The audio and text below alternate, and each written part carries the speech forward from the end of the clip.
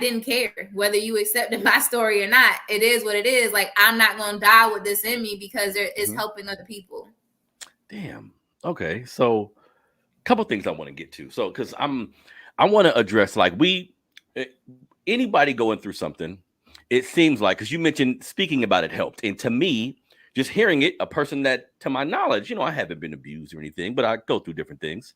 That sounds simple to me, just to say, okay, boom, just speak about it. But what I notice is when people went through something traumatic, regardless of what it is, talking about it seems so like they're so scared to speak about it. What do you think spawns that? Is it like the people that were involved is gonna know? I'm gonna be judged? Why? Women a lot too, specifically, I would say, are holding in things about what happened when they were kids. What do you think spawns like the secrecy part of it?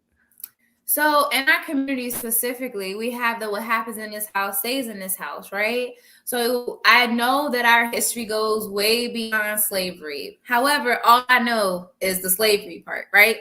So when we were slaves, you had where we really wasn't family. We was family enough so that we can create more slaves. But after that happened, then your family was either separated, or I'm going to demasculate this man by raping him in front of you. So then you know who I actually own. So now I don't have this connection.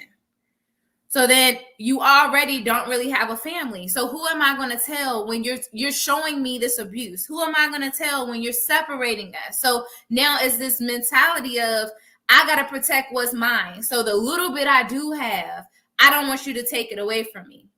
Then we become free. And then we try to figure this thing out. But then here we go. Years down the line, the New Deal was created.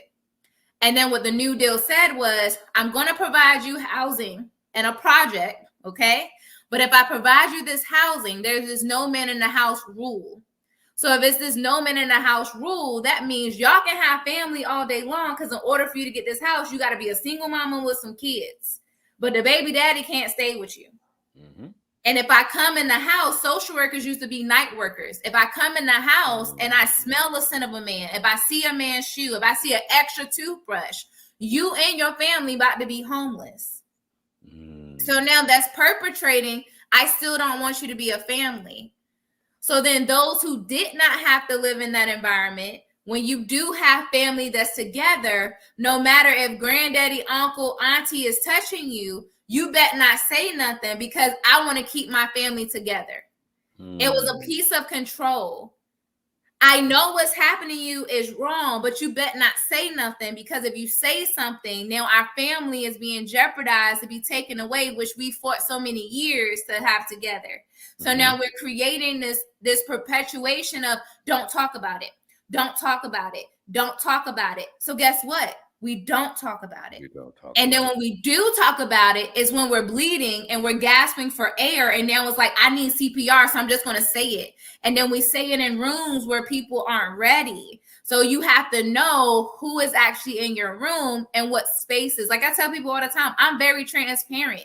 But the way I share my story, it matches the actual environment that I'm in. There's certain parts that I might not share with teenagers that I might share on a platform as this that's for older people. There's things that I may say with my teenagers that I might not say with my adults, because it may go in one ear and out the other, because they're not listening to that. So when you're about to share your story, we have to understand that it's no longer a fear of your family being dismantled. Like, we got to be able to speak. Like, for me personally, the reason why I'm so vocal is when I finally shared my story when I was 17, right after I was about to take my life, both of my parents wanted to know, what is going on with you? Like, what is so bad? Like, we're both here. We're both supportive. We come to your stuff. Like, what's going on?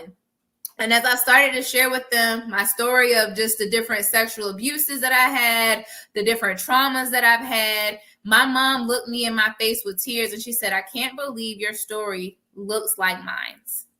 And I had no idea. So now I'm replicating what happened in your life because that story was never shared.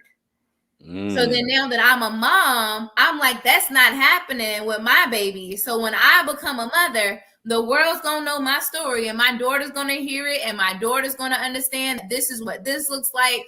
That you need to let me know when this happening. This is the right name for your private parts. Like, we ain't talking about no pocketbook. Like, you're gonna say that this is what it is. And when I had my son, same thing. Like, I made it my point so that the generations of women in my family no longer got sexually assaulted at 3 years old. That wasn't just my story. That was my story, my mom's story, her sibling story, her mama's story.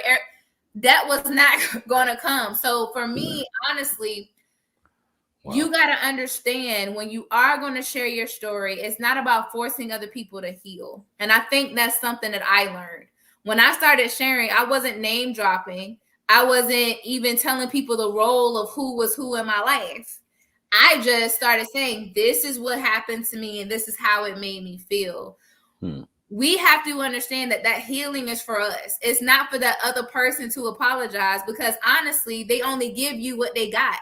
So if they got abused, listen, you're going to be abused. I'm sorry. Like, because we don't deal with it. So that's kind of what I would say to that person that's trying to be like, you know, do I share? Do I not share? You got to know what spaces and places to share and why you're sharing it. Interesting. Very, very interesting, Mylira. And this, wow, this is interesting because I think all of us, and I'm a big proponent of our history. I talk about it unapologetically. I get a lot of backlash at times. People think I'm an excuse maker, and I'm like, man, listen, I don't want you to use anything we've been through as an excuse, but learn it